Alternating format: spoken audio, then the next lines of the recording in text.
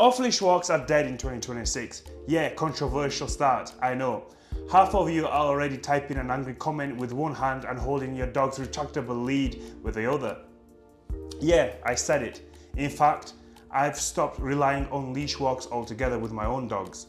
Now, before you rush to the comments and call me irresponsible, just hear me out for a second. Because the truth is, on-lead walks alone are nowhere near enough to fulfill 99% of dogs. And if you've got a reactive dog, walking them around the block without meeting their core needs first is like trying to fix a cracked screen with a sponge. It's never ever going to work. So in this video, I will give you 4 alternatives that will improve your dog's mental health, fast track your training, and actually make your life easier. So let's get into it. Let's just get real for a second. Your dog isn't out there thinking, wow, another slow lap of the block while my owner scrolls through TikTok living the dream. Your dog is not designed to walk in a straight line next to you or next to your leg while you scroll through TikTok. They are predators, hunters, scavengers, and problem solvers.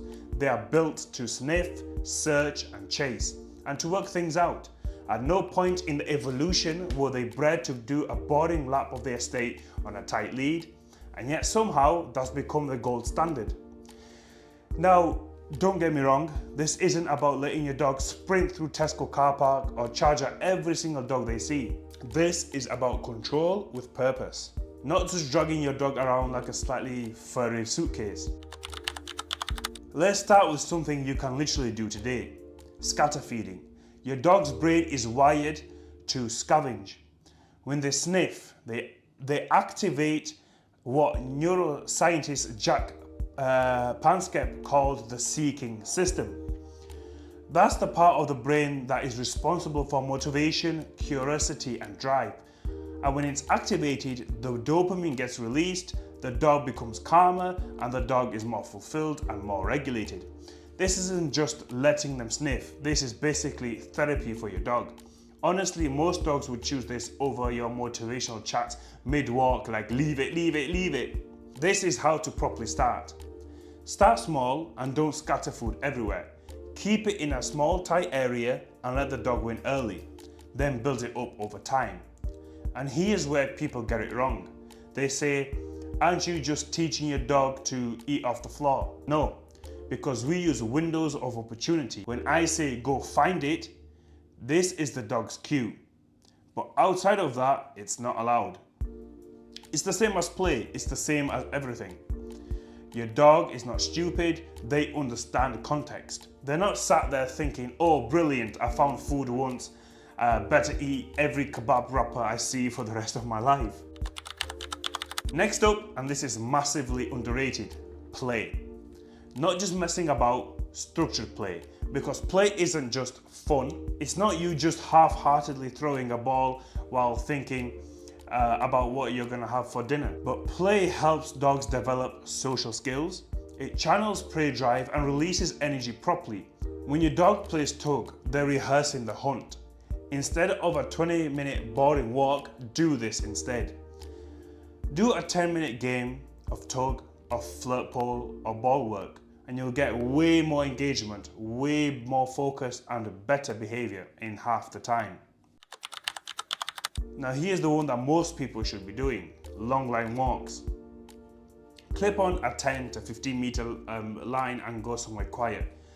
And just let your dog be a dog. No micromanaging, no constant corrections, no rigid heel.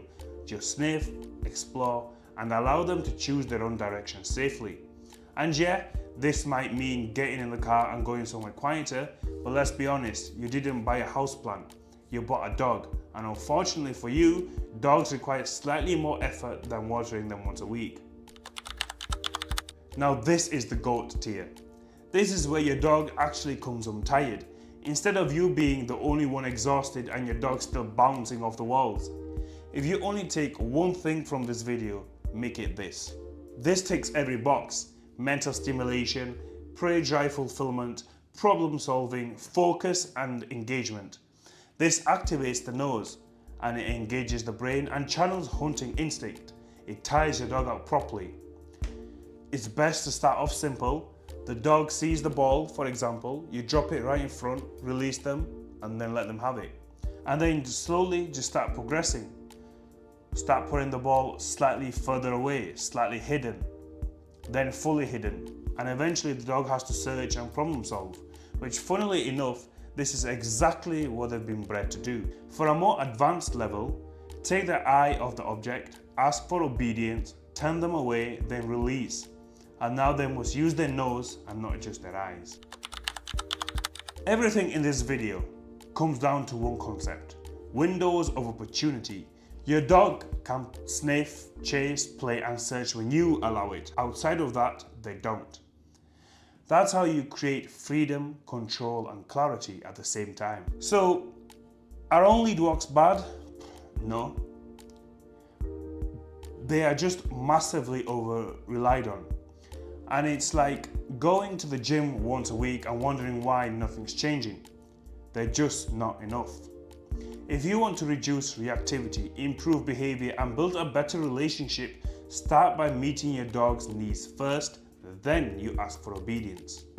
If you found this useful, hit subscribe, and if you want a step-by-step system for all of this, comment below, help me, and I'll send it straight across.